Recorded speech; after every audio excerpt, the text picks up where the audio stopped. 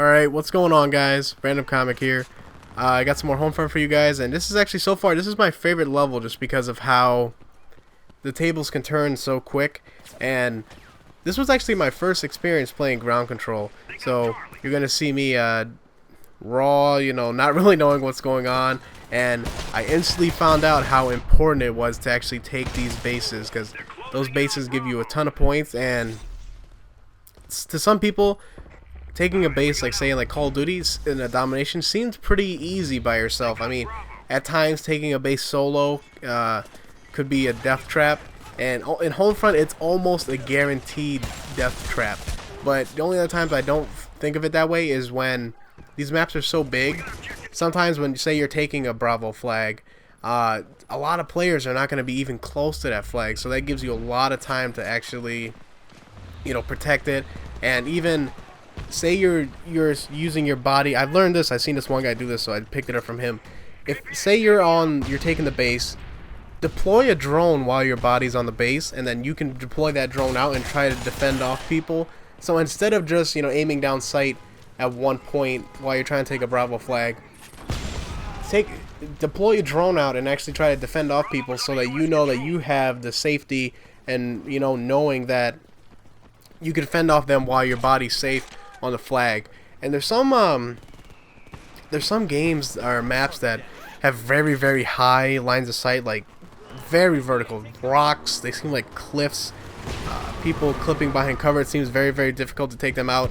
And they're always snipers. Those guys. I think they have their own suit when you're a sniper. I'm not really 100% sure because I haven't really sniped that much.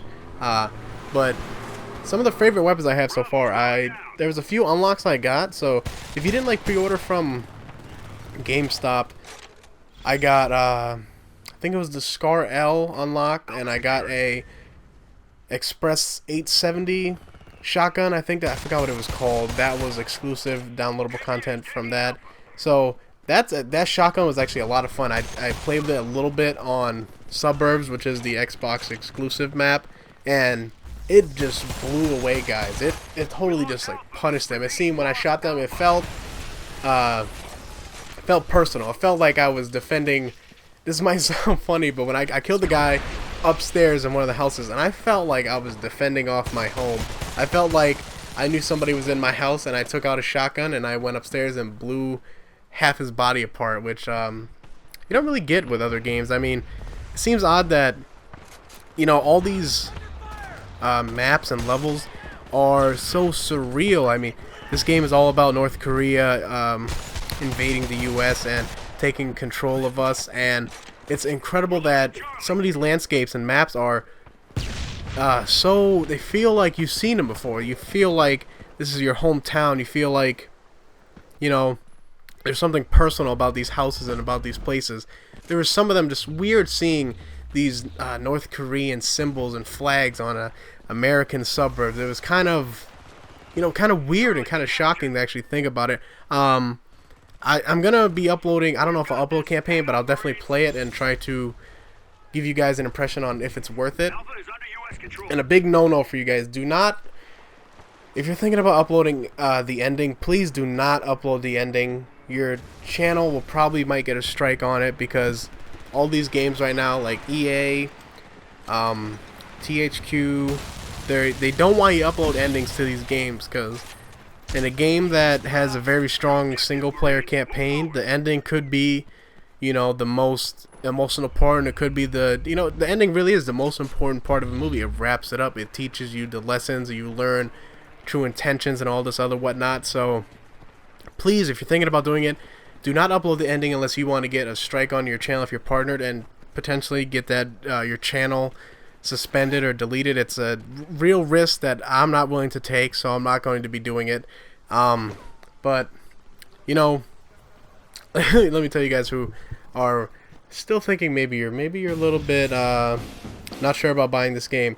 I'll tell you right now, this game is addicting, and I think that's one of the #1 things about a multiplayer. Is first, it has to be balanced.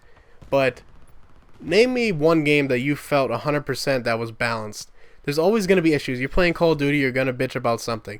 You're playing Battlefield, you're going to bitch about something. You're playing Homefront, you're going to bitch about something. you can never 100% satisfy one group of people.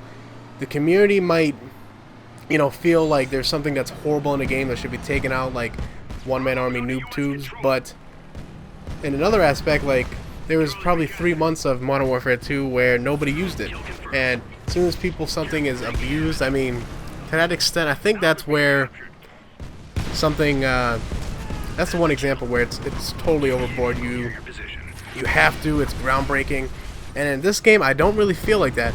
If you really, love the experience of having to every spawn, decide what to buy battle points on, decide which class to use. I said in another video that I felt that everything I was doing had a reason for it. If I was trying to get more battle points, it was so that I could get enough to get a tank to protect the point. If if the enemies had a lot of air support or tanks, I was fighting to buy more RPGs. I was killing people so I could get more battle points on RPGs. And if I was taking a point, it was so that I could secure that point and then use those points wisely towards my next, reward. And it's a really cool thing, or you really have to stay on your toes. You can have 2 kill streaks. One is on both of them are on your D-pad. One's up and one's down.